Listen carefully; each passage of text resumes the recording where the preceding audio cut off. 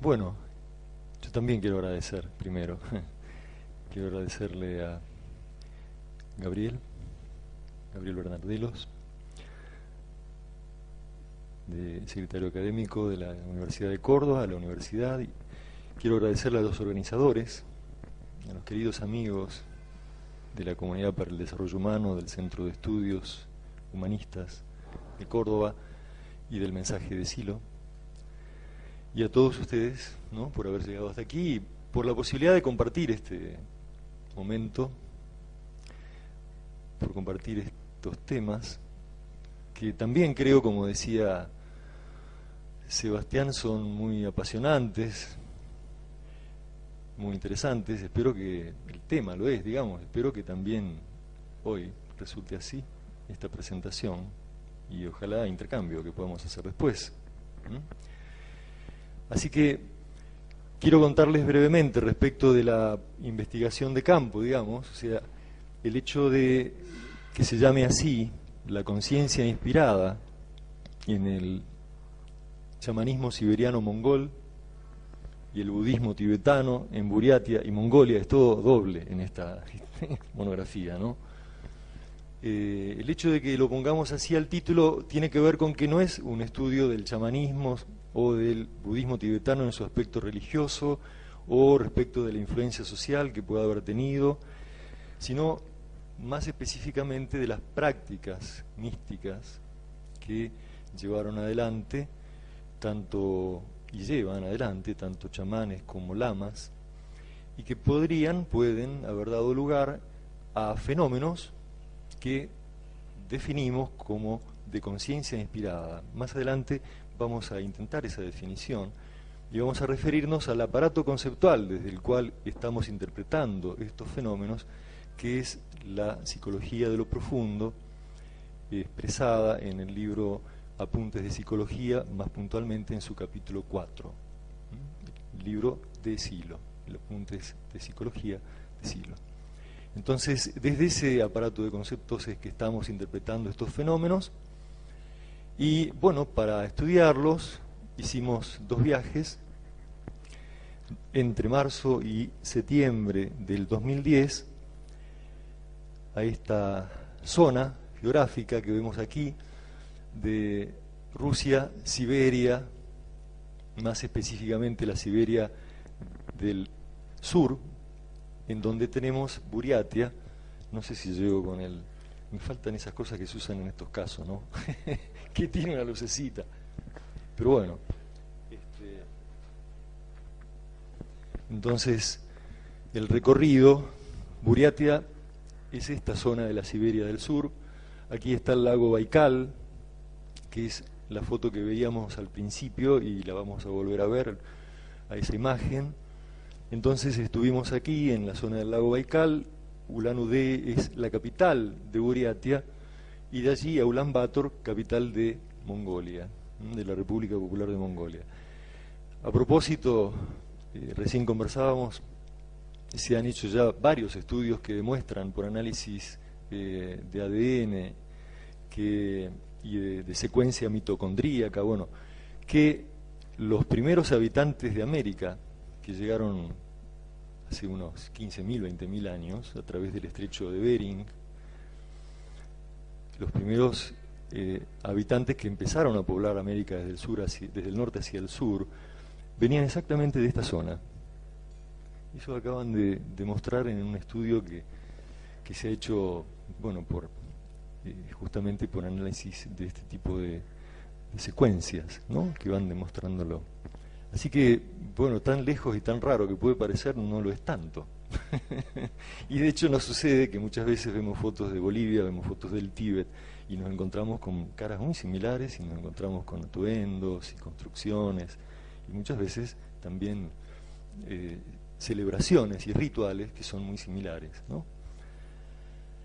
Bueno, entonces esa es la zona en donde estuvimos. Acá la vemos un poco más de cerca. El lago Baikal arriba, Ulan-Ude, Ulan Bator, el desierto de Gobi. Acá abajo ahí no estuvimos. Eso es para otro tipo de estudios, de dinosaurios y demás.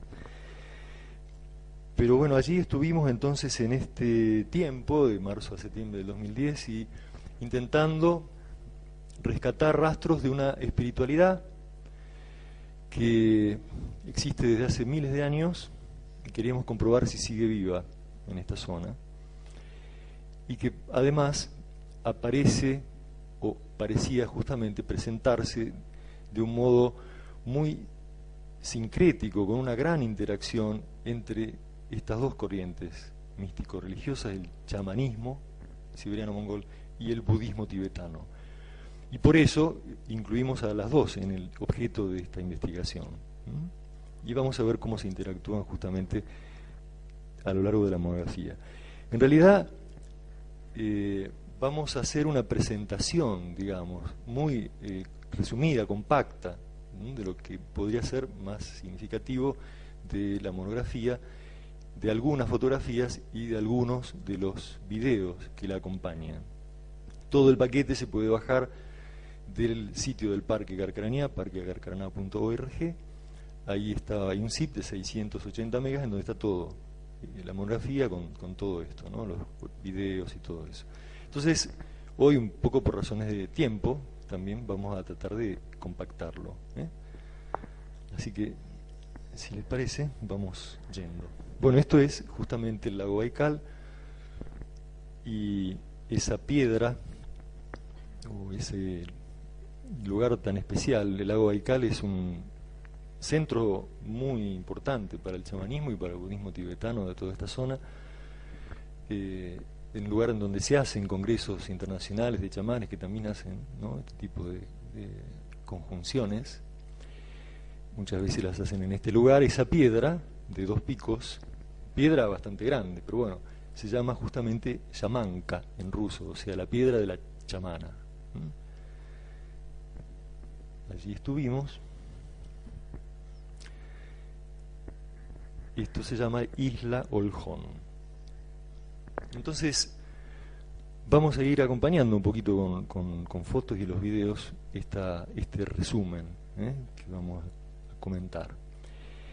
Entonces, yendo al tema, comenzando por los antecedentes del chamanismo mongol, consideramos en su historia etapas de fundación, pico de desarrollo, coexistencia, declinación, persecución, resurgimiento y situación actual. Todas estas cosas han ido pasando desde esa etapa de fundación que nos remite a unos 3000 años antes de nuestra era, aproximadamente, todavía el matriarcado, en donde la gran interrelación y la gran dependencia del hombre en ese momento con los fenómenos naturales hizo que empezaran a reverenciarse y a desarrollarse cultos, tanto respecto de las montañas, los ríos, el cielo, que vamos a ver, lo consideran lo más divino, el agua, el viento, y respecto, o digamos, a partir de estos rituales, ellos empezaron a desarrollar, o intentaran desarrollar, básicamente 2 tipos de fenómenos que son el predecir y el curar. Entonces, desde esta intención de predecir situaciones y poder preverlas y poder actuar frente a esto, y de curar, intentando, entre ambas, ayudar a su familia, a su tribu, a ese conjunto humano, a ir superando situaciones de dolor, situaciones de sufrimiento, dificultades, pérdidas que sigan presentando, y también a darle cierta cohesión social a estos grupos humanos, ¿no? Entonces, así comenzó a surgir. Por supuesto, también encontramos esto en muchos otros chamanismos, ¿no? Hay un libro muy interesante de Mircea Eliade, El chamanismo y las técnicas arcaicas del éxtasis, en donde se estudian los distintos chamanismos y sus factores comunes. Pero en el caso del chamanismo mongol, esa etapa de fundación llega hasta el 3er siglo antes de nuestra era, cuando durante el periodo 1, o Juno, como es en realidad la pronunciación, los Junos de Atila, el chamanismo mongol alcanza un gran desarrollo e influencia social, convirtiéndose en religión oficial de los primeros estados mongoles, ya en este 3er siglo. Hoy estábamos hablando del 3er milenio, hablamos del 3er siglo antes de nuestra era, Y esto se continúa así hasta el siglo XIII, durante el gran imperio mongol de Gengis Khan. En toda esa larga etapa, el chamanismo jugó un rol central en el establecimiento del orden social, la protección, unificación y orientación espiritual de la sociedad. El Khan, Gengis Khan, Khan era un título, ¿no? Tomaba todas sus decisiones militares, políticas, económicas en consulta con su chamán de Estado. Y todos los estamentos sociales, desde los khanes y los aristócratas hasta el pueblo en general, practicaban el chamanismo durante esa época. Al mismo tiempo que esto iba sucediendo, desde el siglo II antes de nuestra era, empieza a introducirse el budismo en la misma región. O sea, mucho antes de llegar el budismo al Tíbet, ya empieza a llegar los primeros monjes, siempre muy misioneros, los budistas, empiezan a llegar a Mongolia. Pero bueno, se van creando algunos monasterios, empiezan a interactuar con los chamanes. De todas maneras, se va a producir después, ya en los siglos XVI y XVII, cuando el chamanismo comienza ya a declinar, y a su vez, cuando el budismo, ya convertido en budismo tibetano, se convierte en religión oficial del Tíbet, ahí empieza entonces a trasladarse, a reemplazar al chamanismo en Mongolia, y se convierte entonces el budismo tibetano en religión oficial de Mongolia. Bueno, toda esa secuencia es bastante interesante, acá la estamos sintetizando muchísimo. Hay casos interesantes como unos Choinjin lamas, que eran lamas chamánicos, que después vamos a verlo un poquitito más detalladamente adelante, un excelente ejemplo de sincretismo, estas dos corrientes, que desarrollaban esas capacidades extraordinarias del trance chamánico, pero en un contexto budista, no ya con espíritus, como vamos a ver después, sino con divinidades tántricas. Entonces, de esa manera, estos Choinjin Lama van produciendo una cierta inclusión o disolución del chamanismo dentro del budismo tibetano. Y así, finalmente, termina el budismo tibetano estableciéndose como religión oficial de los del Estado mongol. Respecto de los antecedentes del budismo tibetano, tenemos que arrancar ya desde las huellas del budismo original que nace en la India, en el estado de Bihar, al norte, que desde ahí un budismo netamente intelectual, mental, que baja después al sur de la India, se mezcla con el shivaísmo y se convierte, o mejor dicho, surge de esa mezcla el tantrismo budista.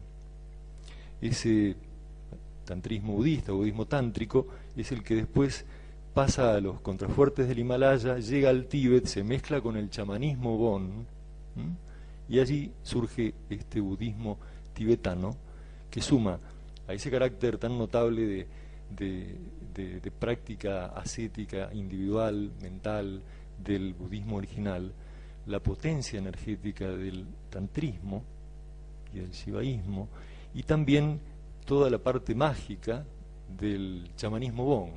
Entonces sale una cosa rarísima, muy interesante, que después la vamos a ver, también en fotos y demás. Me parece que yo tendría que haber estado mostrando alguna otra foto. ¿Vamos muy rápido o no? ¿Muy bien? No. Desde allí entonces, desde el Tíbet, es que se expande el budismo tibetano hacia Mongolia, y en particular entre los siglos XVII y XVIII se expande la escuela Kalachakra desde el Tíbet, primero hacia Mongolia interior, que hoy es China, y luego hacia Mongolia exterior, que hoy es la República de Mongolia, y de allí a Siberia, Buriatia. Esa escuela, la escuela Kalachakra, es la que nos ha resultado más interesante de todo lo encontrado en la zona estudiada, y es la que más ha arraigado en esta zona. De hecho, el símbolo nacional mongol es una estilización del símbolo Kalachakra, que es lo que vemos allí, a la izquierda, el símbolo de esta escuela, Kalachakra, de budismo tibetano. Arriba están la luna, el sol y el fuego, como los tres elementos que necesitan para que haya vida, según dicen ellos. Y a la derecha vemos el escudo nacional mongol, entonces, muy similar. Es producido por un lama budista tibetano Gegen Sanabazar, que además de ser Bogdohan, o sea, rey santo, digamos el regente o el rey que dirigía militarmente, políticamente y económicamente al Estado, era también un gran artista. Entonces, entre muchas otras cosas interesantes, produjo ese símbolo. Este era un lama budista tibetano. Pero después de esa etapa surge un periodo de persecuciones y destrucciones que prácticamente aniquiló tanto al chamanismo como al budismo tibetano en esta zona, que fue la época de la represión staliniana de la década del 30 en toda esta región. Entonces allí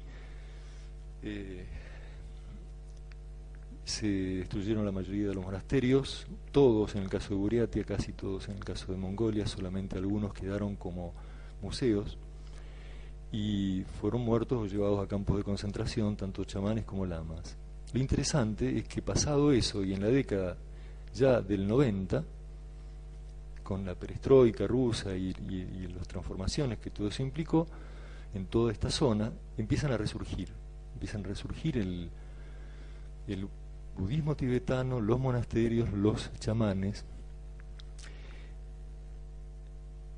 y nos terminamos encontrando con un momento, como decíamos, en esa secuencia de etapas, de resurgimiento y de una situación actual en la que hay gran cantidad de, o mejor dicho, creciente cantidad de chamanes, por ejemplo, y muchas veces, o muchos de ellos jóvenes, como vemos por aquí también en la foto, que, bueno, se van iniciando como chamanes. Ellos tienen, los mongoles, una visión en la cual afirman que en este momento la humanidad se encuentra atravesando un momento muy difícil para su historia, su evolución, y entonces los grandes espíritus se están acercando a la Tierra para ayudar al ser humano en esta encrucijada. Pero para poder expresarse, para poder traer su mensaje, para poder llevar su ayuda a la humanidad, necesitan de mayor cantidad de chamanes. Entonces están llamando a muchos para que transmitan esa ayuda, digamos, a la civilización humana. Entonces, desde ese encuadre, digamos, cosmológico, es que están produciéndose en este momento esos fenómenos de resurgimiento del chamanismo de una manera muy abierta en Mongolia. En la cosmogonía chamánica siberiano-mongola, bueno, acá vemos algunas fotos de una iniciación que vamos a ver más adelante. En la cosmogonía chamánica siberiano-mongola, el ser supremo es el cielo divino. Tenger es el nombre mongol, y tanto el orden cósmico como el destino de los humanos dependen de él. Los 99 Tengris o espíritus del cielo son los espíritus más altos, lejanos y poderosos. Es la posibilidad de conexión directa con el cielo divino, dadora de capacidades extraordinarias, lo que anima a los chamanes en sus prácticas milenarias. El mundo se concibe estructurado en 3 niveles: cielo, tierra y mundo subterráneo, conectados entre sí a través de una abertura o eje, el axis mundi. Y otro componente principal de la ideología chamánica es la devoción hacia el fuego del hogar, tomada por los mongoles desde Persia. Así, las yurtas o ger que estamos viendo allí, estas carpas en donde viven los mongoles, sobre todo en las estepas, pero acá también las vemos en barrios de los alrededores de Ulan Bator, y eso es Ulan Bator. Entonces, en estas tiendas circulares en las que viven los mongoles, esto es una clara representación del universo y de esta cosmogonía mongola, en donde en el centro está el fuego. Aquí vemos justamente, y hay una abertura superior por la cual pueden descender los espíritus del cielo o ascender el alma del chamán en su viaje extático. Cuando un chamán entra en trance, se ubica en este centro del mundo, desde el cual puede moverse a cualquier espacio y cualquier tiempo, llevado por sus espíritus. También es de un gran significado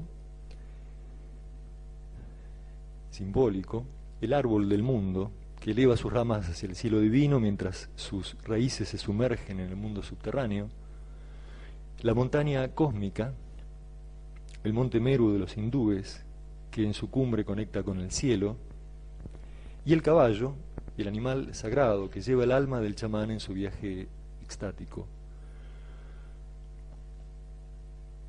Allí se habla de los caballos del viento, los wind horses, que llevan el alma del chamán hacia el cielo.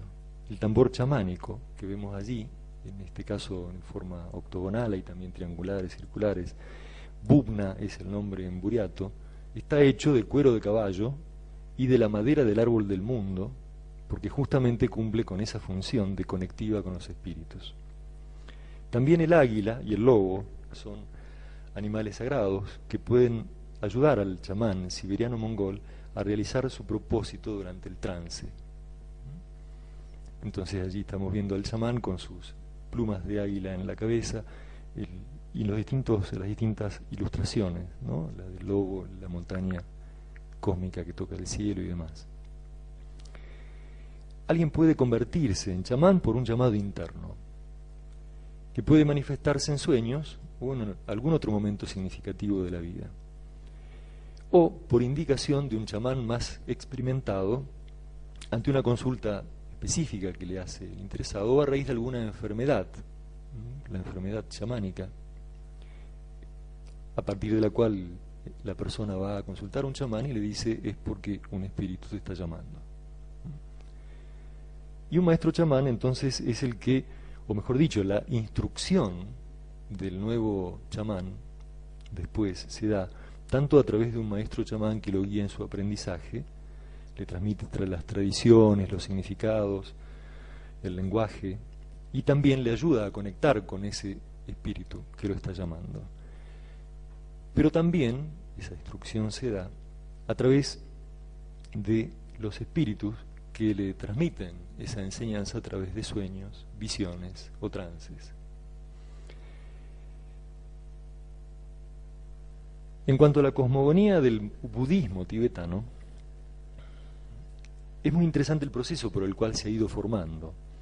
En el budismo, bueno, algo dijimos recién, pero en el budismo original, una vía de acceso a lo profundo, el nirvana, individual, netamente intelectual, mental, se introducen a su llegada al sur de la India dos divinidades femeninas muy significativas, que ahí vemos.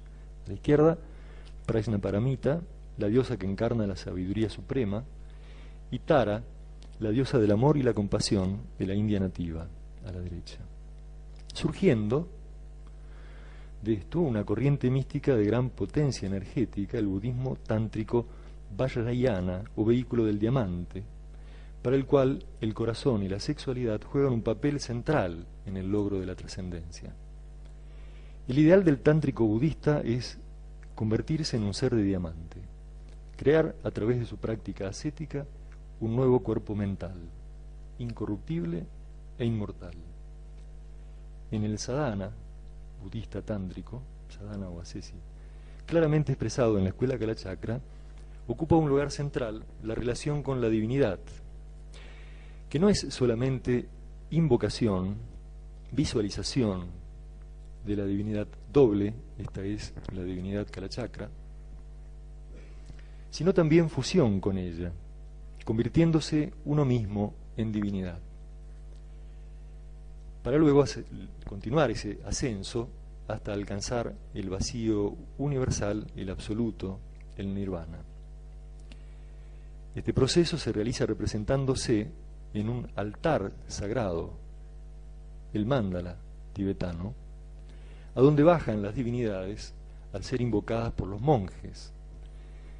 Se trata también de una significación del espacio sagrado como centro del mundo, fuera del tiempo, de donde se puede ascender hasta experimentar el nirvana.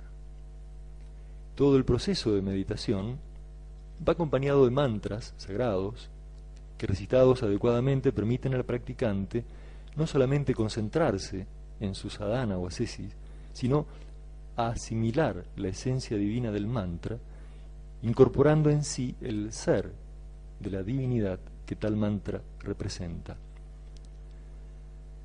En el sadhana tántrico del budismo tibetano, se trata de lograr la experiencia de la vacuidad universal, vacío que en la práctica budista no se registra como la nada, sino como experiencia de la verdad, el absoluto, el nirvana.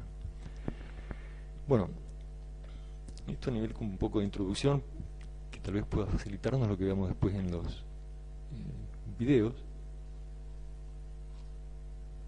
Y ahora quisiera ver mínimamente algunos conceptos de la psicología de lo profundo de Silo que nos van a ayudar también a interpretar estos registros y estados de los que nos encontramos en las dos corrientes místico-religiosas que son objeto de esta investigación. Aquí está Silo, y de su libro Apuntes de Psicología, entonces extraemos algunas frases. La conciencia inspirada es una estructura global capaz de lograr intuiciones inmediatas de la realidad. En la mística encontramos vastos campos de inspiración. Debemos señalar que cuando hablamos de mística en general estamos considerando fenómenos psíquicos de experiencia de lo sagrado, en sus diversas profundidades y expresiones. Abundan los estados anormales y los casos extraordinarios de experiencia de lo sagrado, pero podemos tipificar tres casos: éxtasis, o sea, situaciones mentales en que el sujeto queda absorto, deslumbrado dentro de sí y suspendido; arrebato, por la agitación emotiva y motriz incontrolable en la que el sujeto se siente transportado, llevado fuera de sí a otros paisajes mentales, a otros tiempos y espacios; reconocimiento, en que el sujeto cree comprenderlo todo en un instante. Lo voy haciendo un poquitito más sintético. La conciencia inspirada, o mejor aún, la conciencia dispuesta a lograr inspiración, se muestra en la filosofía, en la ciencia, en el arte y también en la vida cotidiana, muchas veces a través de los sueños. Sin embargo, es en la mística especialmente donde la búsqueda de inspiración ha hecho surgir prácticas y sistemas psicológicos que han tenido y tienen desparejo nivel de desarrollo. Por ejemplo, reconocemos a las técnicas de trance. El trance lo encontramos en las formas más antiguas de la magia y la religión. En diferentes culturas, la entrada al trance ocurre por interiorización del yo y por una exaltación emotiva en la que está copresente la imagen de un dios, o de una fuerza, o de un espíritu que toma y suplanta la personalidad humana. En los casos de trance, el sujeto se pone a disposición de esa inspiración que le permite captar realidades y ejercitar poderes desconocidos para él en la vida cotidiana. Ese es el caso del chamanismo, ¿no? Algunas técnicas indias, las de los yantras, permiten llegar al trance por interiorización de triángulos cada vez más pequeños, o en una figura geométrica compleja que ocasionalmente termina en un punto central. También en las técnicas de los mantras, por repetición de un sonido profundo que el sujeto va profiriendo, se llega al ensimismamiento. En esas contemplaciones visuales o auditivas, muchos practicantes occidentales no tienen éxito porque no se preparan afectivamente, limitándose a repetir figuras o sonidos sin interiorizarlos con la fuerza emotiva o devocional que se requiere para que la representación sinestésica acompañe al estrechamiento de la atención. Estos ejercicios se repiten tantas veces como sea necesario hasta que el practicante experimenta la sustitución de su personalidad y la inspiración se hace plena. Sin duda que esa sustitución del yo por una fuerza, un espíritu, un dios o la personalidad de un hechicero o hipnotizador ha sido algo corriente en la historia. También ha sido algo conocido, aunque no tan corriente, el hecho de suspender el yo, evitando toda sustitución, como hemos visto en algún tipo de yoga y en algunas prácticas místicas avanzadas. La entrada a los estados profundos ocurre desde la suspensión del yo. Ya desde esa suspensión se producen registros significativos de conciencia lúcida y comprensión de las propias limitaciones mentales, lo que constituye un gran avance. Continuar en la profundización de la suspensión hasta lograr el registro de vacío significa que nada debe aparecer como representación ni como registro de sensaciones internas. No puede ni debe haber registro de esa situación mental. No hay yo. Y el regreso a la situación mental de suspensión o a la vigilia habitual se produce por los impulsos que delatan la posición y las incomodidades del cuerpo. Todo esto nos va a permitir entender mucho mejor lo que vamos a ver después. Nada se puede decir de ese vacío. El rescate de los significados inspiradores, de los sentidos profundos, que están más allá de los mecanismos y las configuraciones habituales de conciencia, se hace desde mi yo cuando éste retoma su trabajo vigílico normal. Estamos hablando de traducciones de impulsos profundos que llegan a mi intracuerpo durante el sueño profundo, o de impulsos que llegan a mi conciencia en un tipo de percepción diferente a las conocidas en el momento de regreso a la vida normal. Hasta aquí entonces las citas que nos parecieron interesantes, muy significativas para comprender los fenómenos que estuvimos estudiando. Bueno, yendo concretamente entonces al trabajo de campo, ahí nos ubicamos en esta zona del lago Baikal, que como decíamos es un lugar sagrado para los habitantes de toda esta región. A diferencia del resto de Rusia, la presencia aquí de la Iglesia Ortodoxa rusa no es mínima, por no haber logrado históricamente el cristianismo imponerse sobre las fuertes creencias chamánicas de los pobladores de esta zona. Son dos repúblicas de Rusia que, digamos, no tienen mayoría de la Iglesia Ortodoxa rusa, sino del budismo tibetano y el chamanismo, Kalmykia y Buriatia. En nuestro caso estuvimos en Buriatia. Cosa que sí logró, y esto de imponerse sobre el chamanismo, sí logró el budismo tibetano, pero no eliminando todo, arrasando con todo, sino integrando muchos de sus elementos. Así entonces la corriente predominante hoy aquí es el budismo tibetano Gelugpa o secta de los gorros amarillos. Entonces en la ciudad de Ulan-Ude visitamos en varias ocasiones este centro religioso chamánico que se llama Tengeri, eso dice ahí, centro religioso de chamanes Tengeri, por si alguien que es la versión buriata del mongol Tengri. Tenés razón, tienen que incorporar el acento los rusos, si no nunca se sabe cómo pronunciar. Que quiere decir espíritus del cielo, ¿no? Tengeri. Esto está ubicado en un barrio alejado, pero todavía dentro del casco de la ciudad, se ve allá atrás la ciudad de Ulan-Ude, y es considerado el centro más activo de la región, con autorización oficial, tiene hasta diplomas adentro que autorizan a funcionar, pues claro, es bastante más estructurado dentro de todo Rusia, eso en Mongolia ya no se ve, pero ahí sí, hay unos diplomas adentro de este centro que dicen que los chamanes tal y tal están autorizados a ejercer sus funciones como chamanes, y el presidente del centro chamánico es también doctor en psicología, tiene su título de la universidad, entonces bueno, todo digamos aparece oficializado en este centro y ellos desarrollan actividades habituales. Aquí participamos de 2 sesiones chamánicas, una con entrada en trance, este es el lugarcito donde se dan, una con entrada en trance clásica a través de los bubnas o tambores chamánicos y otras a través de campanillas y mantras budistas tibetanos. Ya vamos viendo ese sincretismo ahí, ¿no? Las sesiones colectivas eran llevadas adelante conjuntamente por varios chamanes con la presencia activa de pobladores, buriatos y rusos interesados en pedir la ayuda de los espíritus a través de ellos. En el caso de la entrada en trance clásica a través de los tambores chamánicos, los chamanes comienzan con una invocación conjunta de los espíritus de sus antepasados, invitándolos a bajar a sus altares. Luego de un intervalo van entrando uno a uno los chamanes en trance, ya para dar ayuda a los devotos.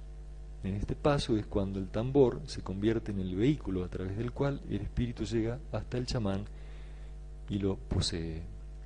Esa es la parte de la invocación conjunta. Bueno, ahora lo vamos a ver en este video.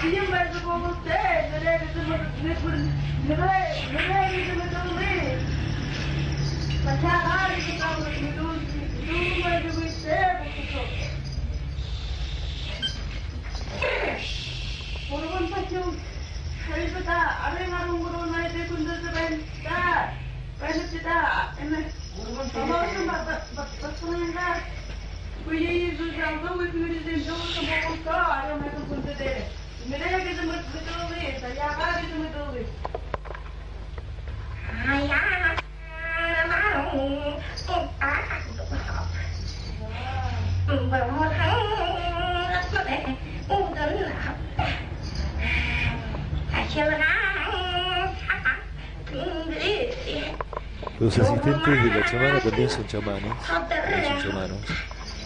y la van ayudando o, digamos, encaminando a que ella, con el espíritu que la está poseyendo, se siente para dar ayuda a los devotos que quieren pedir cosas. Ahí se los ve.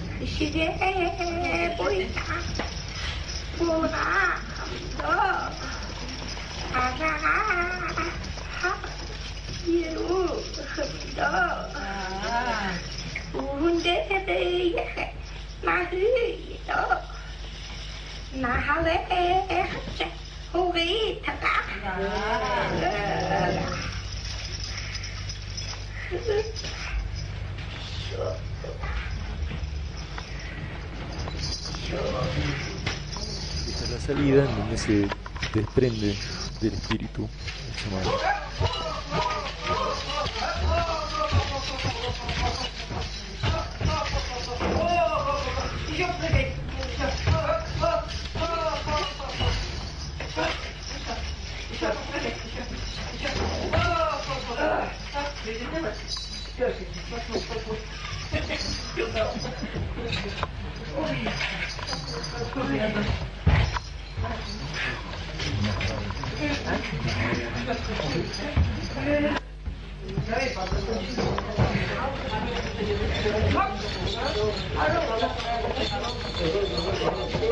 La parte del agradecimiento final, la gente se va acercando y los chamanes, ya algunos sin las máscaras, purifican, limpian a la gente antes de devolverse.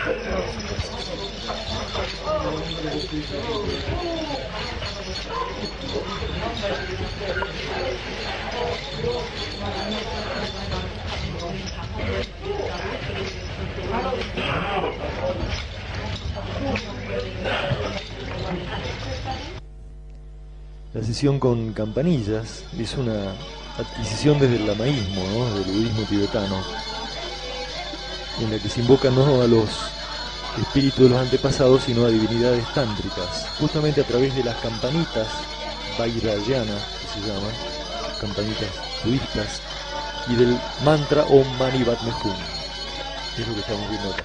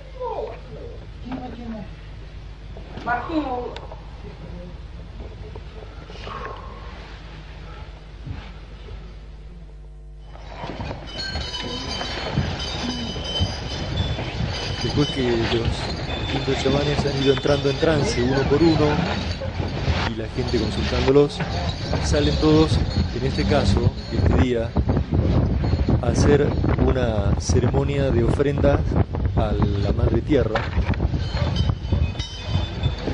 y ofrendas al fuego, que vamos a ver.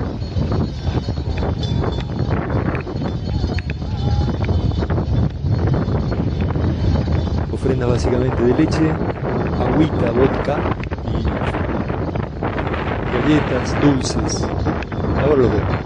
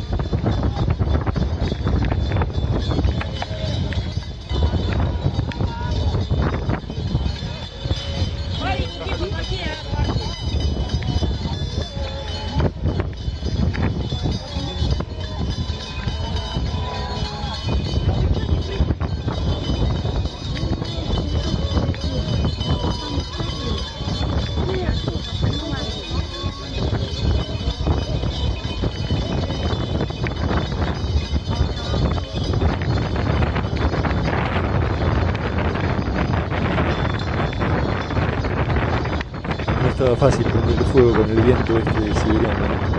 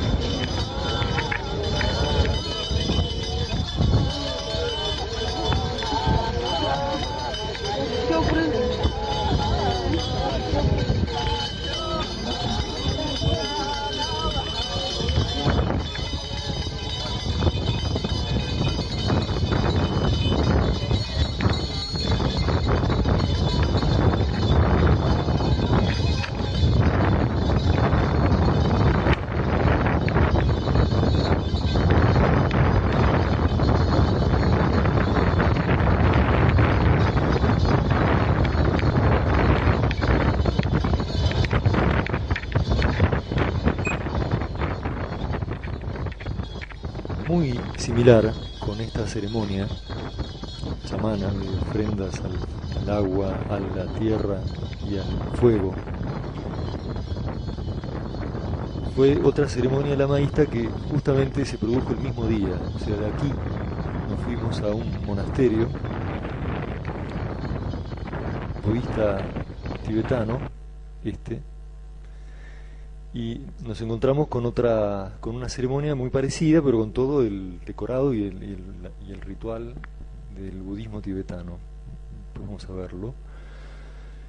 Es una ceremonia de ritual anual de la escuela Kalachakra que habíamos mencionado antes, que se llama Jinsrek, con ofrendas también a través del fuego a las 722 divinidades del mandala, en el caso de un poquito más que los 99, ¿no?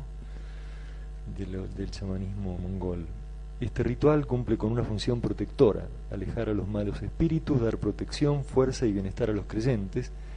Y ambas ceremonias, en realidad, tanto la chamánica como la budista tibetana, cumplen con la misma función, que también es una muestra de ese sincretismo reinante, ¿no? Siguiendo una tradición antigua, el día 15 del tercer mes lunar, en todos los datsanes, que así se llaman los monasterios budistas tibetanos, en todos los datsanes del Tíbet, Mongolia y Buriatia, comienza este Jural Duinjor, ritual anual dedicado a la divinidad tántrica Kalachakra. La primera semana es la construcción del mandala con polvo de piedras. Aquí lo tenemos al mandala antes de comenzar a ser construido, digamos. Se construye el mandala con polvo de piedras del lago sagrado, Baikal, teñidas de diferentes colores. La construyen entre 4 monjes al mismo tiempo, que cada día desde la mañana temprano hacen sus visualizaciones y cánticos con mantras hasta convertirse ellos mismos en la divinidad Kalachakra, y luego hasta la noche trabajan en la construcción del mandala, uno desde cada lado del mismo, mientras otros lamas continúan con los cánticos y oraciones. La segunda semana son las oraciones y meditaciones centrales del ritual, representándose los monjes dentro del mandala e invitando a las divinidades a descender y realizándoles con devoción diversos, aquí está el mandala construido, realizándoles con devoción diversos tipos de ofrendas y alabanzas. Y finalmente, la última semana, este ritual que decíamos, Jinsrek, de ofrendas al fuego y la destrucción del mandala. Luego de alabar y agradecer a las divinidades, los lamas se despiden de ellas, las invitan a volver a sus habitáculos celestes y destruyen ritualmente el mandala. Los restos de polvo sagrado del mandala son divididos en 2 mitades. Una de ellas se distribuye en pequeñas porciones entre los creyentes con el fin de transmitir la carga positiva a sus vidas, y la otra mitad se entrega en ofrenda a la divinidad del agua en el río más cercano para que irradien su benéfica influencia a toda la humanidad. Ese es el sentido del ritual en el momento de la destrucción del mandala. Con este ritual de destrucción del mandala termina este periodo anual de ceremonias Duinjor y tiene el significado profundo del desapego, tan propio del budismo original, de recordar que todo lo manifestado es impermanente e insustancial, la vacuidad de todos los fenómenos. En Buriatia, de la cantidad de monasterios existentes, solo uno de ellos, porque no es que todos hacen todo esto, sino que hemos encontrado uno, el Duinjor Datsan de Ulanudé, que está plenamente dedicado al tantrismo Kalachakra y cuenta con una facultad de Duinjor, así se llama, que forma a nuevos lamas en esta escuela, hasta hace algún tiempo secreta, y hoy abriéndose más ampliamente a iniciaciones numerosas y rituales públicos. Aquí vamos a ver al lama que principal, digamos, de ese monasterio. И вот это вот 3 дня. После 3 дней вот черчим вот эту всю разметку делаем. Последний 3-й день начинаем построение песочной мандалы. И в течение 7 дней строим песочную мандалу в Калачакре. И вот утром действительно вот с 7 часов начинаем, до 10 часов читаем, и ребята после 10 часов встают и строят мандалу. Это подготовительный день.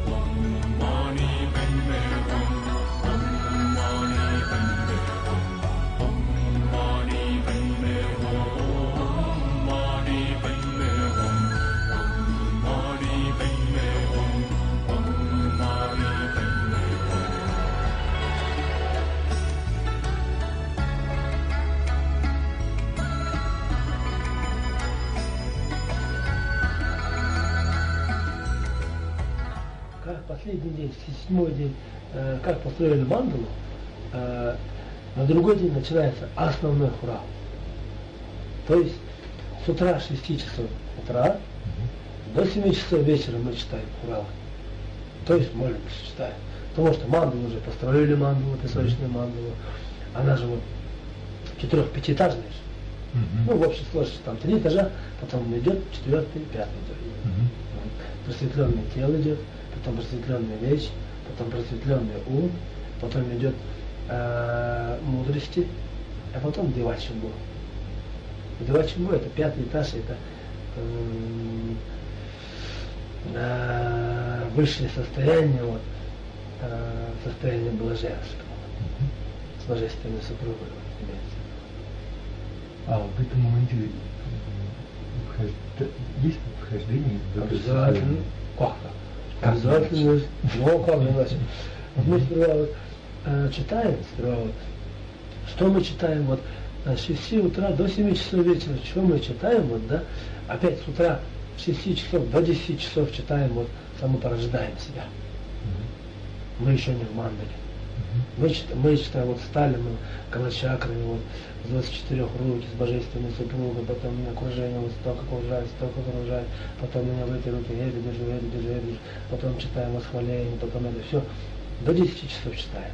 После этого мы читаем, вот, открывается мандала, шар, ну, это штора открывается, а там тоже сделаны подношения, там 10 сосудов, как вы видели, наверное, сейчас заметили. Тоже приглашаем божество, 10 сосудов. Тоже они благословляют жестко. А потом после этого мы делаем подношения. Гирляндные подношения. Медленно читаем. Вот чисто вот с мотивом, очень аккуратно, хорошо.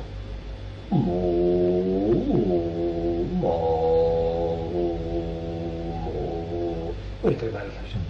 И божество все радуется. Делаем подношение гирлянды, вот, гирлянды подношения, вот, благовоний, всех цветов, там, всех этих света, ну, лампад, потом этих всех фруктов, особенно Калачакры любят фрукты.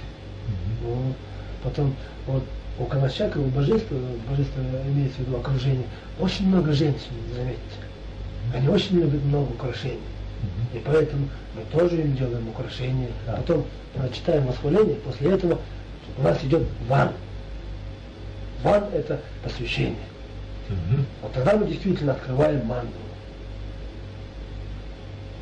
Двери мандалы открываем, сами там садимся в мандале. Мы должны всегда в мандале. Когда мы вот читали это, имеется в виду вот, Калачакру, мы уже там в мандале уже. Потом мы открываем и получаем благословение. Ван – это посвящение Калачакры. Чисто уже. Время это самое основное тоже. Вот там действительно одеваем короны там. Вы нигде на храмах не увидите. Здесь даже многие наши прихожане говорят, мы сколько здесь ходим, первый раз видим, как так шапки короны одеваете. Наши вообще не одевают наши ламы там. Ну, конечно, Калачакр хурал, это же, ну, такой хурал, мощный такой. И нигде так имеется в виду. Вот, нельзя считается на королеве там. И поэтому вот, одеваются короны, там все это посвящение, колокольчиков, там сваджи, там все посвящение, все это получаем. И в каком моменте происходит именно вхождение в мандалу? Блаженство? Вот. Вот, когда вы начинаете читать, и когда начинаете, вот имейте в виду, вот с 6 часов до 10 часов, там есть специально вот я такой-то, такой-то, столько рук, я вас приглашаю, потом опять выпускаю, подношение делаю, потом зачище. Читаем коренные мантры. Вот там действительно идет мощнейшая медитация. Там действительно должен сидеть. Представляешь, что ты сидишь в мандале и действительно думаешь, что действительно я на тонком уровне превратился в Калачакру, божественный супруг. Вот мы читаем, действительно представляем там себя в мандале. И с окружением. Дана Барамида, Шрила Барамида, Кенди Барамида, Бия Барамида, Дана Барамида. Ой, это все. Всех божеств. 720. И действительно там, действительно, там все. Иногда теряется все вокруг, да? Да, конечно, это, как будто ты не там сидишь. Такое ощущение. Нет времени, нет пространства. Ну, такое состояние бывает. Наверное, надо, наверное, это ощутить, наверное. Конечно. А потом, это основной хурал 7 дней. После основного хурала идет разрушение песочной мандалы. Вот заключительная часть, это идет джинджик, подношение через огонь. Это же мы читаем, вы там присутствовали.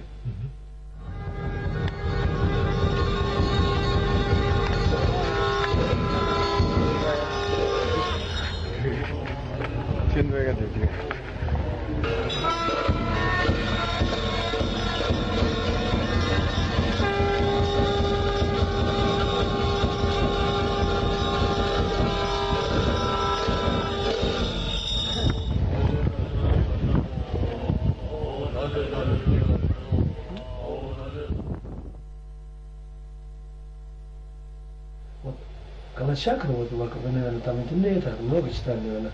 Когда вот Будда сам, откуда она пришла, вот сама Калачакра? Когда Будда Шакьямуни просветлился, он же 3 недели сидел уже в медитационном состоянии. Вы же там сидите же, все в горах, правильно же? Шаматхи, Шаньяти там, нашли там, особенно Тхирование. Раздумье, да? Вот? Я еще не думаю, просто так медитирую. Потом вы уходите, думаете, вот сансара, сколько вот это надо делать, это надо. Как хорошо, когда там сидишь. Тебя кормят, ни о чем не думаешь. Да? Далеко все. Потом раз на землю спускаешься, по земле ходишь, это надо делать, это надо делать, это надо делать. Вот точно так же, вот когда Будда Шакьямуни вот думал, 3 недели думал после просветления, когда достиг просветления, 3 недели думал, И думал, то, что я понял сейчас, то, что я, если я скажу всем живым существам, то есть имеется в виду, что кто на земле живут, они поймут для меня вот 3 недели было. После этого, нет, я хотел уйти по нирвану. После этого местные хозяева местности, там, небожители все спустились и попросили, нет, останьтесь, дайте нам колесо учения, проверните. Будда Шакьямуни сказал, хорошо. И в этот момент из стороны Шамбалов, первый царь Шамбалы, Дава Самбу называли его, Сучандра называют, по-санскритски. Вот Дава Самбу, он был перерожденцем Ашурвани, то есть Ваджрапани. Он был перерожденцем.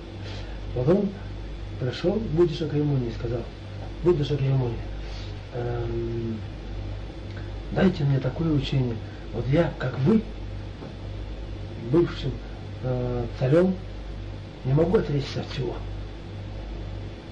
От своего царства, там, от жены, от своих жен красивых, стройных, от своих детей, там, от своего государства. Не могу отречься. Я хочу быть, каким я есть, и в то же время достичь просветления, как вы.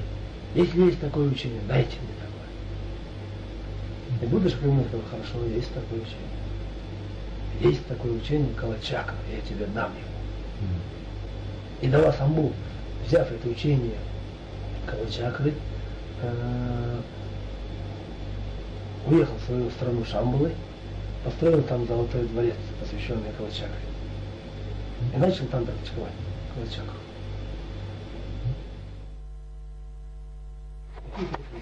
Это первое, это внешняя Калачакра, внутренняя Калачакра, и не внешняя, не внутренняя, другая, Шимьян говорят, другая говорят.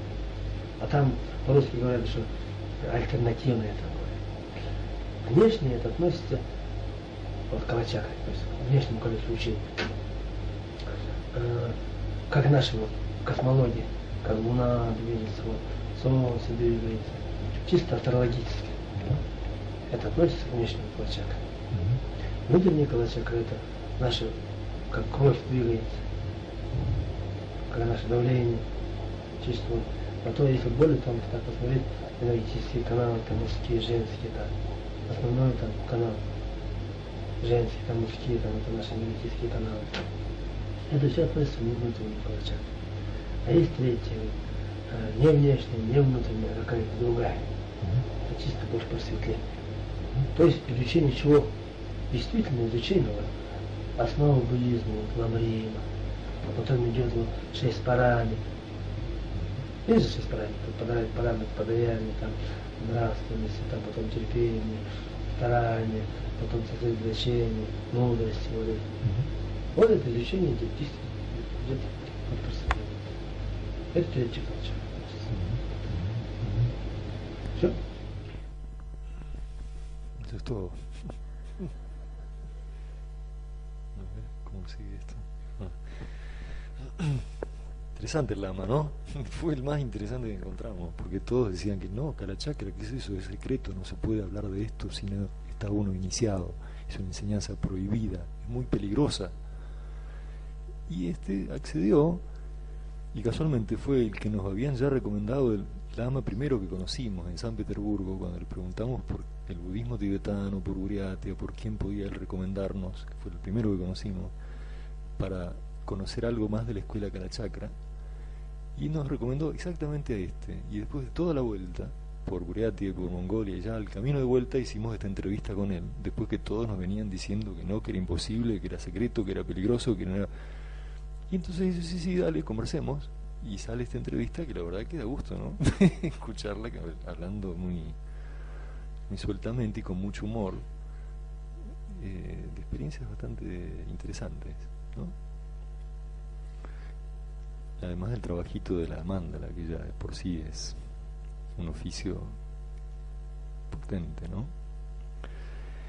Entonces eso era Buriatia.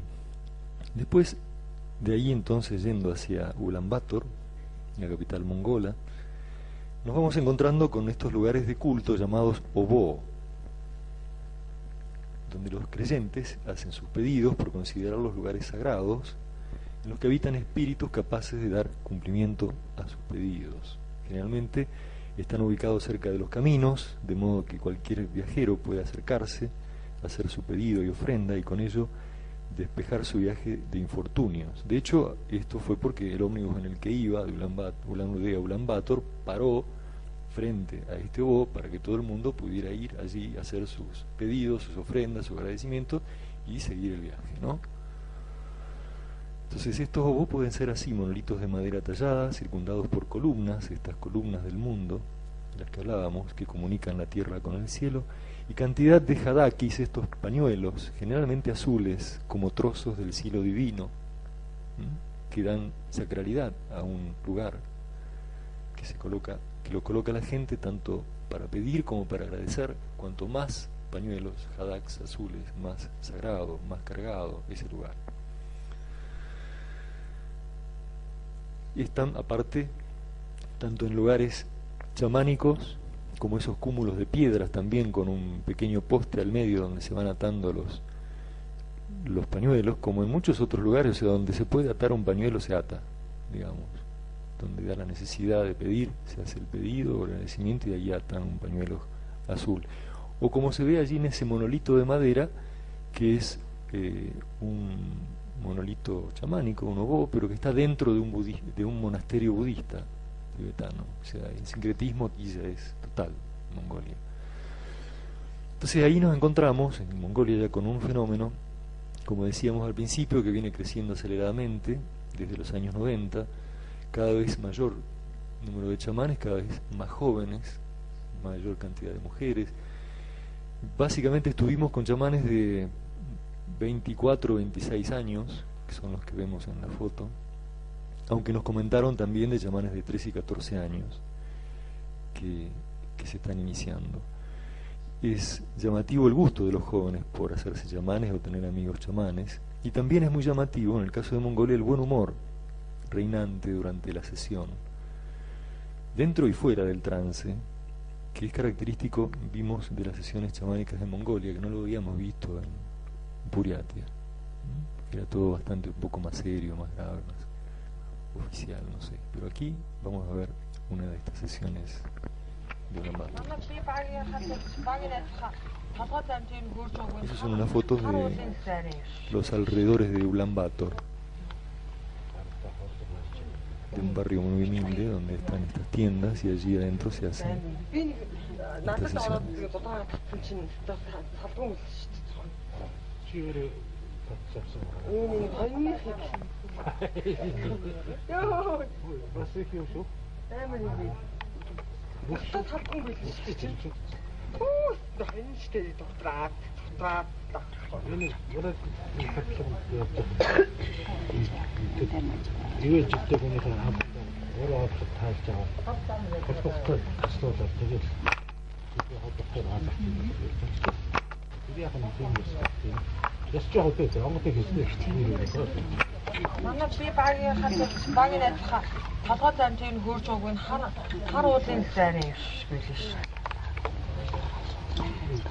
En este caso son muy comunes en los trajes de los chamanes mongoles las serpientes. Este tenía 500 serpientes en su traje.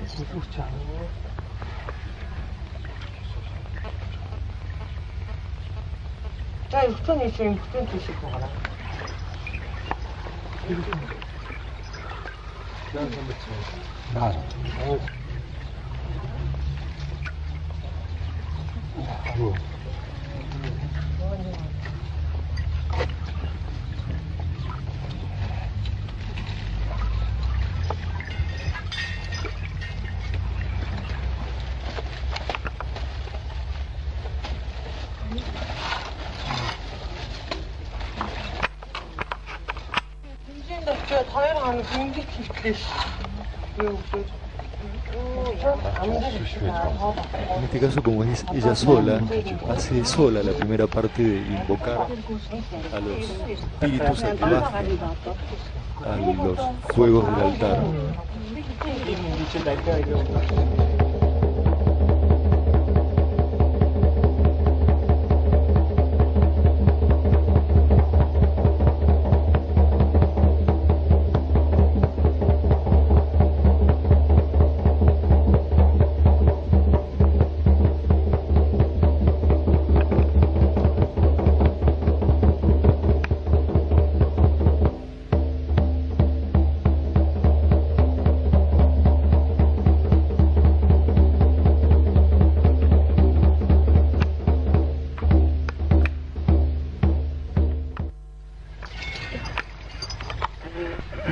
Y ahora ya sí se coloca la máscara y va a hacer la entrada en trance.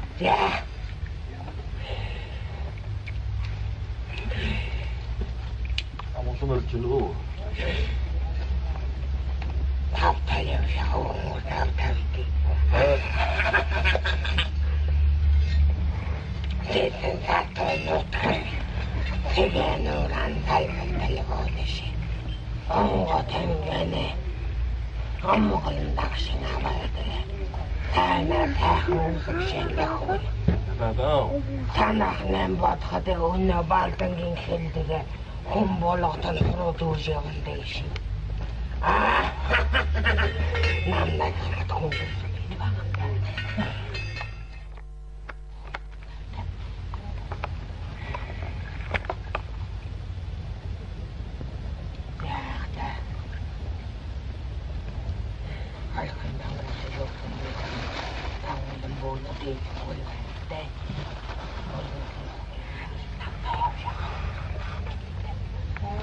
Muy habitual en las sesiones chamánicas mongolas la imposición de manos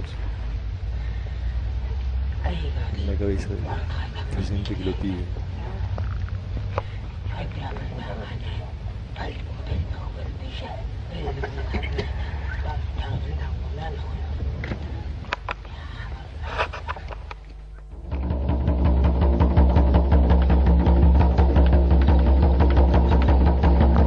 Caso entra en trance con diferentes espíritus a lo largo de la misma sesión.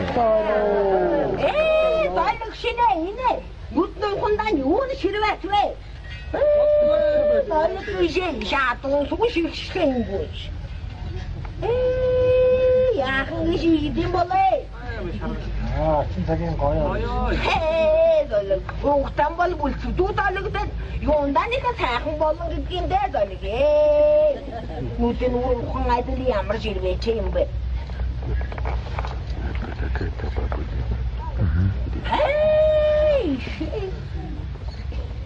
Амнаа хайнад болгүй юм гой. Юу бах юм? Ууртэйг наагаад наагч. Яанан гэж гэдгиймдээ золигэ. Эмнэн 사람 홍길 가는 소티 무시하고. 아, 나 약도 소리 없다고 있지만. 헤헤. 대신데 용산에 Ганхсаж одоо. Дайлэг биш. Яа. 거짓말이 현다상 같은 게 무슨 거이다. 해면은 당한 후을. 그래. 생한테 맡은 단원이 시키면 탑탈이 없이네. 모노대 시시 요금 것이 없네. 뭐 할래? 에휴, 신혼 뭐는 갈래는 예, 아이신구야. 삼공 버튼 이미 밀드가 난다 이거야. 예, 진짜. 엄마 왜 그래? 에, 뭐 있대시? 그래 못돼. 이미 오시시니 밀드가 난 다만 거야. 에, 대시 이스가 달리 양말 다만 것도 다 애밀 대시.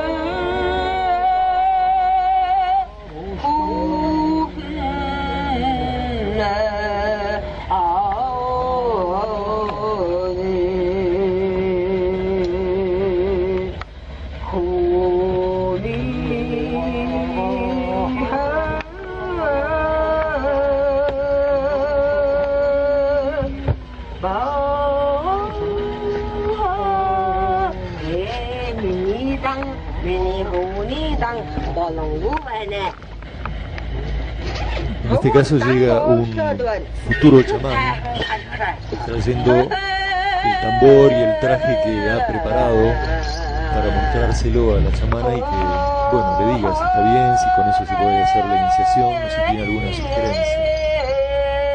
Pero bueno, está ocupada la chamana ahora.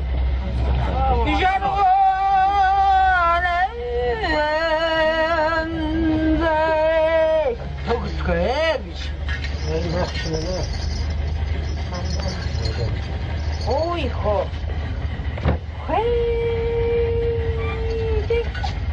Чихтэй сайхан мандаа юм аа.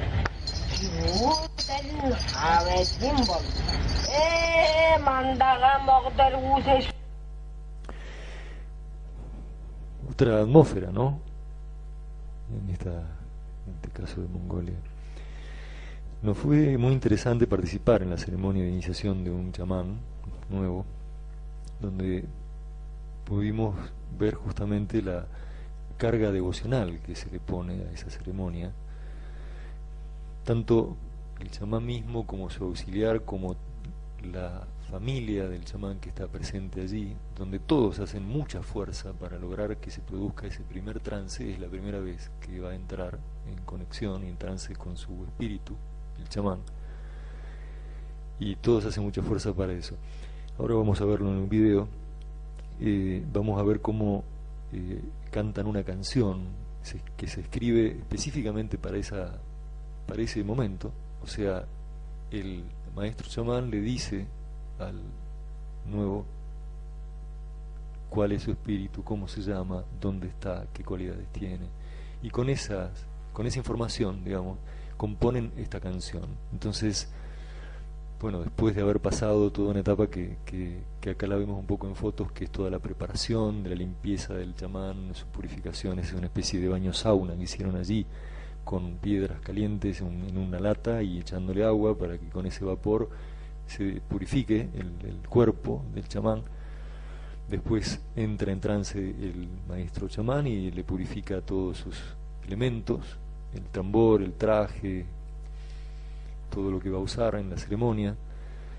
Y después viene este momento entonces donde ya se pone el chamán con todo su atuendo y el tambor y empieza a batir el tambor y a girar, y mientras tanto todos los demás auxiliares, otros chamanes, participaron 4 de esa ceremonia, en ronda alrededor van cantando esa canción, recordándole, ¿no? Y ayudándole a conectarse con ese espíritu que está en tal lugar, que tiene esas capacidades y que es así, tal cual. Bueno, esa ceremonia duró toda la noche, empezó de las 10 de la noche y terminó a las 12 del mediodía siguiente. Y este momento de la primera entrada en trance fueron más o menos 3 horas que estuvo el chamán girando con el tambor. Vamos a ver, por supuesto, pequeños extractos, pero bueno, se nota esa potencia, esa carga, digamos, afectiva en ese propósito de poder entrar en conexión por primera vez. Y fue muy conmocionante también de ver después, que esa parte no la pudimos filmar, pero cómo él hace la imposición de manos ya una vez en el trance a su familia, y la fuerte conmoción que se produce también en todos, ¿no? Estaban todos llorando, digamos, del chamán hasta toda la familia, cada vez que pasaba uno y se iban haciendo las imposiciones de manos, ¿no? Bueno, vamos a ver un poquitito de esto en este video.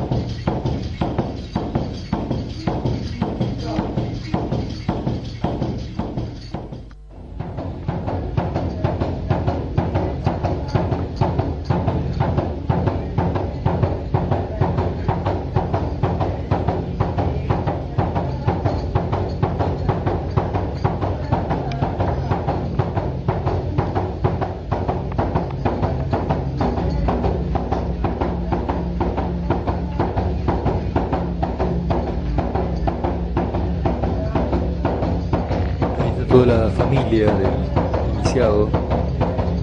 Y esto que estamos viendo es todavía la invocación a los espíritus a bajar a los fuegos del altar. Y este es el chamán que va a iniciar al otro, digamos, el maestro chamán que va a iniciar al nuevo, que entra en trance para justamente hacer la preparación, purificación de todos los atributos del chamán. Como vamos a ver, la entrada en trance en el caso de él es mucho más rápida.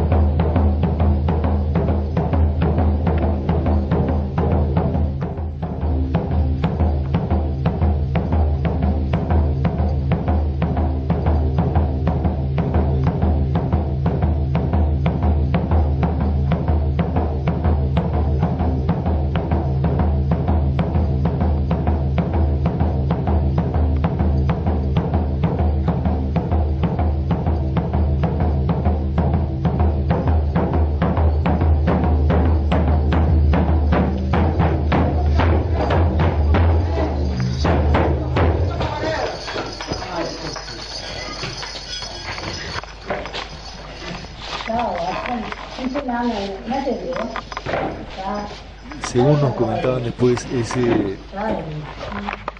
vieron que primero el ritmo es muy parejo, es muy rítmico el sonido del tambor, y hay un momento en donde se acelera y desenfrena. Entonces ahí dicen ellos, ese es el momento en donde el espíritu se hace cargo de las operaciones, digamos, ¿no? Del tambor y todo eso.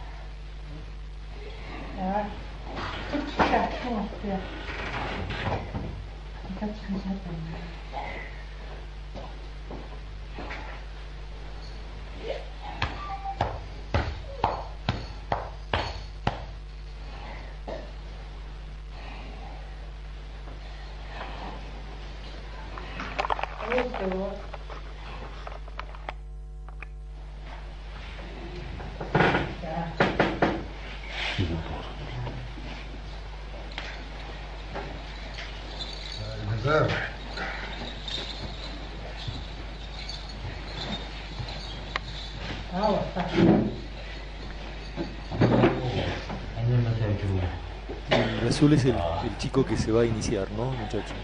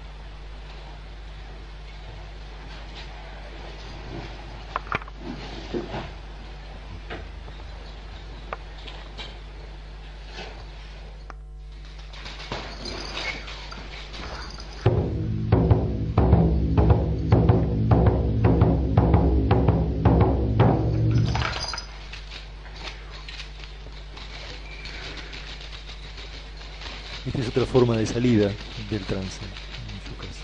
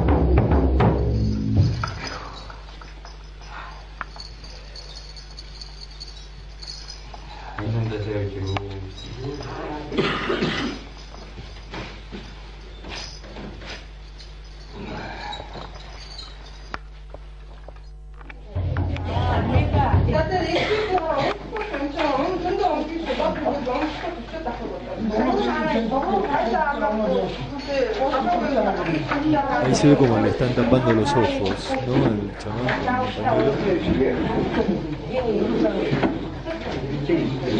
porque digamos, en el trance el chamán ve con otros ojos, como se ve en la máscara que tiene otros ojos, ¿no? Los cuales ve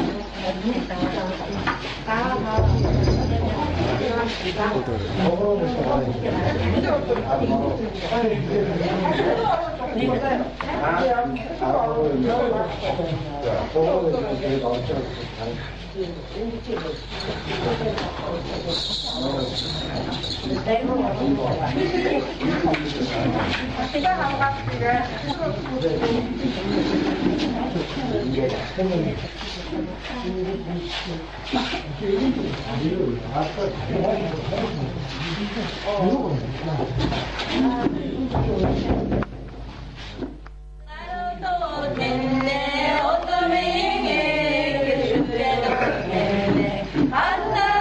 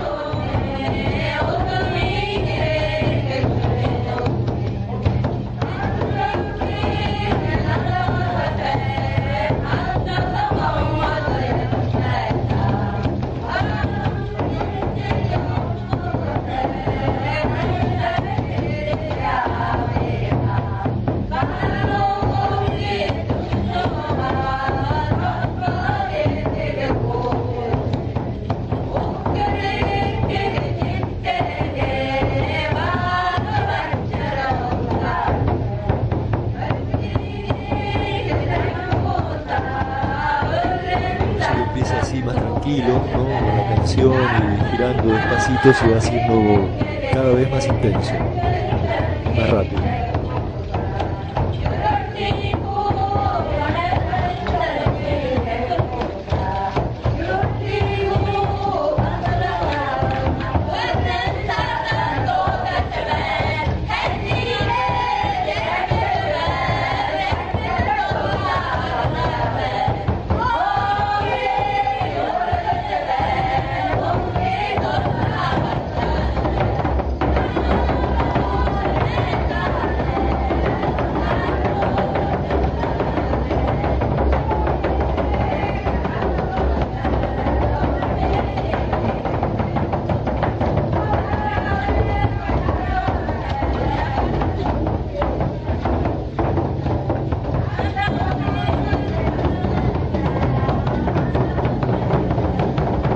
Bueno, esto siguió así durante 3 horas, ¿no?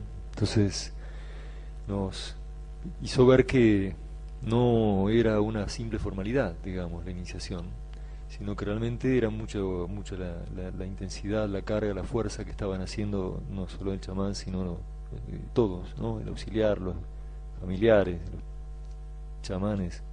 Esto se fue solo. Para lograr ese primer contacto. Esto se sigue yendo solo, no sé por qué. A ver. Habrán visto, por ejemplo, que en los distintos momentos de las sesiones se toman cosas, se fuma. Bueno, en estos casos era sobre todo, digamos, lo que más tomaban era vodka, vino en algún caso, leche, jugos. Pero bueno, nos llamó la atención y estuvimos conversando un poco con ellos y hubo un comentario muy interesante de un antropólogo y chamanista muy joven, Bumochir Dulam, que es también profesor de la Universidad Estatal de Mongolia y jefe del departamento de antropología, y nos decía que cuanto más bajo es el espíritu con el cual conecta un chamán, más le pide alcohol y sustancias y menos exigencias éticas. Y cuanto más alto y poderoso el espíritu de un chamán, más requiere de concentración, de capacidad de concentración, de meditación, y ninguna sustancia. Y sí una gran disposición para ayudar a los demás. Una gran capacidad ética, una gran capacidad de solidaridad y de compasión por los otros.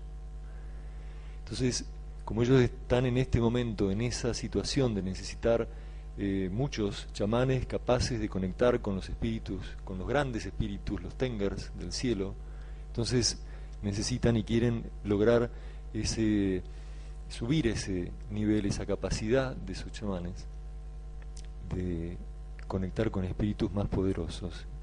De allí fue muy interesante cómo sintonizábamos con ellos en esa importancia de la meditación, del contacto con la fuerza, de prácticas del mensaje de Silo que tienen, según ellos inclusive, tienen esas características de los principios de acción válida, que ellos nos decían, bueno, eran ese tipo de cosas que necesitaban para que los chamanes mismos aprendieran a conectar con espíritus más poderosos.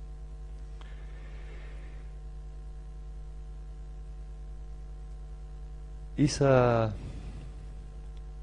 situación nos hizo también reflexionar con que en esto de las correspondencias, con que esto que ellos llaman espíritus, y cuando nos hablaban de que los espíritus más lejanos y más altos en el cielo son los más poderosos, nosotros entendíamos que ellos esa referencia que hacían al cielo divino era muy correspondiente o resonante con lo que en el mensaje de Silo se llama lo profundo, y entonces nos hizo recordar a esta frase del libro Humanizar la Tierra de Silo, cuando él afirma: cuanto más fuertemente se hicieron las llamadas, desde más lejos acudieron estos guías que trajeron la mejor señal.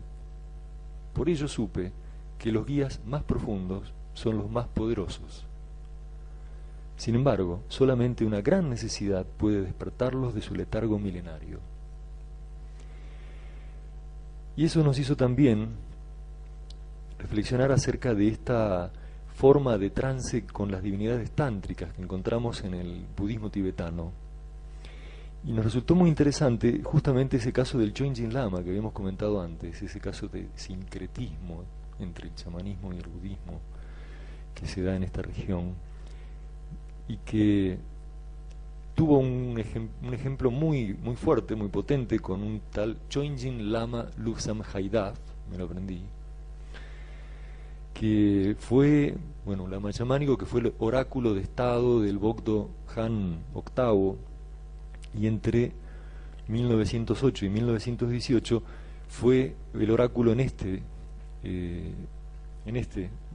monasterio que se llama hoy Chögyam Lama Museum, o sea, el museo del Chögyam Lama, que sigue intacto, curiosamente, desde que se lo construyó hasta hoy. Ni siquiera lo han remodelado, ni siquiera le han hecho nada, o sea, sigue intacto. Y según nos decían, sigue siendo un lugar de peregrinación de lamas tibetanos y monjes hindúes que vienen a hacer sus pedidos y sus oraciones a este monasterio.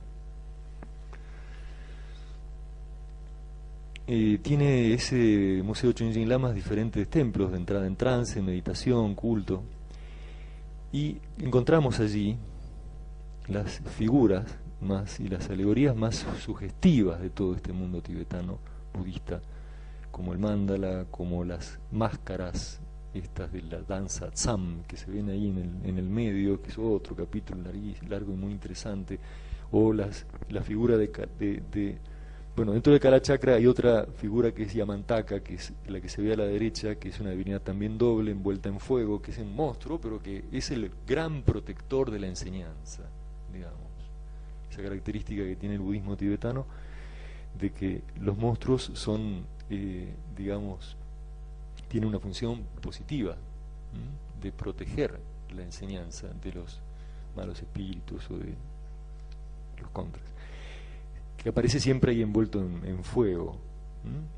En otros templos, en otros monasterios de otras zonas, de Burati y demás, estas a veces estaban pero tapadas, estas divinidades, y en otros casos ni siquiera estaban. Bueno, acá estaban muy bien expresadas. Y la característica de este Chögyam Lama era que él entonces entraba en trance no con un espíritu ancestral como todo chamán, sino con estas tres divinidades que, según cuentan los lamas, son divinidades tántricas muy poderosas. Se llaman Naichin, bueno, ¿para qué? Son tres divinidades muy poderosas con las que entraba en trance este lama, ¿no? y entraba en trance con tal potencia que a veces lo tenían que atar de las columnas de ese es el lugar en donde él entraba en trance, el sitio, a veces lo tenían que atar de las columnas porque empezaba a saltar, golpeaba contra el techo, caía, y hacía cosas al terminar, porque bueno, en esa situación de trance en donde se acercaban el Bogdo Khan y los jerarcas del Estado mongol y de los religiosos a consultarle, y cuando terminaba con ese trance, entonces muchas veces tomaba una de estas espadas que se ven ahí y hacía un nudo. Entonces acá se ve, ¿no?, en su trono una espada y un nudo de espada, digamos. Entonces con eso terminaba de descargar un poco su energía y generalmente se desmayaba y lo llevaban sus auxiliares hasta este templito que está al fondo, ya reservado, que es el templo de meditación Kalachakra, donde él ya entonces al recuperar la conciencia, digamos, entraba con sus pasos de meditación Kalachakra hasta llegar al Nirvana. Y estas estatuillas, estas divinidades muy hermosas, están en ese templito justamente, y ahí está la divinidad de Kalachakra que tomamos para varias de estas fotos que hemos estado viendo, ¿no? La más indudablemente significativa fue el lugar donde encontramos estas estatuillas, estas divinidades más hermosamente representadas, ¿no?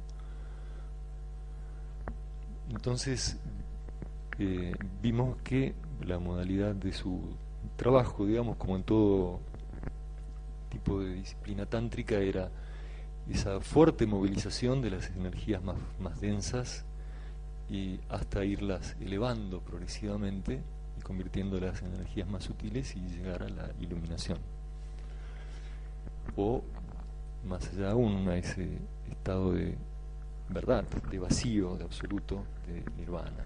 Entonces, intentando sintetizar todo esto, podríamos decir que nos encontramos con que efectivamente hay una espiritualidad que lleva más de 3.000 años o miles de años, y que está viva todavía en esta zona, con distintas tonalidades o características, pero que se siente en algunos puntos, en algún caso puntualmente viva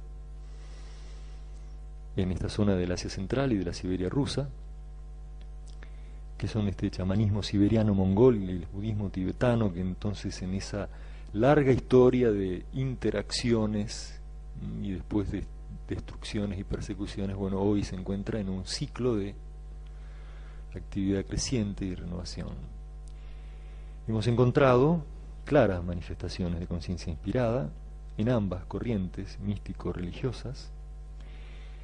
Vemos que en el caso del chamanismo se manifiestan fenómenos propios del trance, dado, como veíamos un poco en la definición conceptual al principio, dado por desplazamiento y sustitución del yo por una entidad espiritual, en este caso un espíritu ancestral, que toma posesión del cuerpo del chamán, experimentando entonces estados de éxtasis y arrebato, en los que dispone de capacidades extraordinarias para la predicción, curación y ayuda espiritual de los creyentes que acuden a consultarlo. Ayuda que a veces se expresa simplemente en esa imposición de manos que veíamos, ¿no? Aunque no se agosten en estas las funciones que el chamán ha desempeñado y desempeña hoy en su medio, que es otro capítulo acerca de la variedad de funciones. Hoy tratamos aquí de sintetizar, ¿no?, de ir a lo más esencial. El procedimiento habitual de entrada en trance utilizado por los chamanes de esta región comienza por la invocación individual o en conjunto, como hemos visto entre varios chamanes a veces, de los espíritus principales y auxiliares que requieren para la sesión, esto realizado con ayuda del tambor chamánico, el cual es batido rítmicamente mientras se invoca por medio de cánticos y con gran devoción a los espíritus, invitándolos a descender a los fuegos del altar preparado frente al chamán, para luego ya ahora individualmente, completar el proceso de entrada en trance. El tambor chamánico hace, por una parte, de vehículo del espíritu que pasa a tomar posesión del chamán. Por otra parte, parece que su retumbar rítmico ayuda al chamán a concentrarse en su propósito y desconectar de cualquier otro estímulo, facilitando la entrada al trance. Así, el espíritu baja a los fuegos del altar, de allí al tambor y finalmente al chamán, que resulta poseído por él. Esa relación fuertemente devocional del chamán con sus espíritus nos parece correspondiente con lo que Silo ha denominado relación con el guía interno. Y claro que en el caso de los chamanes esta relación no solamente es registrada en términos de presencia, diálogo, acompañamiento, sino llegando hasta la posesión. En particular, la creencia chamánica afirma que los espíritus más antiguos o más altos en las regiones celestes son los más poderosos. Así como en el caso del guía interno, sabemos, los guías más profundos son los más poderosos. En el budismo tántrico tibetano comprobamos que se intenta ir más allá del trance, dado en este caso por el desplazamiento y sustitución del yo por una divinidad tántrica, Kalachakra, Yamantaka, otras.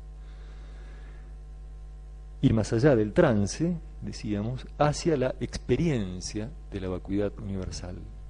Vacío que en la práctica budista no se manifiesta como la nada, sino como la experiencia de la verdad, el absoluto, el nirvana. En la ascesis budista Vajrayana, que es esta que hemos estado viendo, propia del budismo tibetano, el practicante busca convertirse, gracias a esta experiencia fundamental, en un ser de diamante, hacer nacer en sí un nuevo cuerpo mental, incorruptible, inmortal. Lo que en términos del mensaje de Silo podríamos llamar el propósito trascendente del nacimiento espiritual. Bueno, hasta ahí.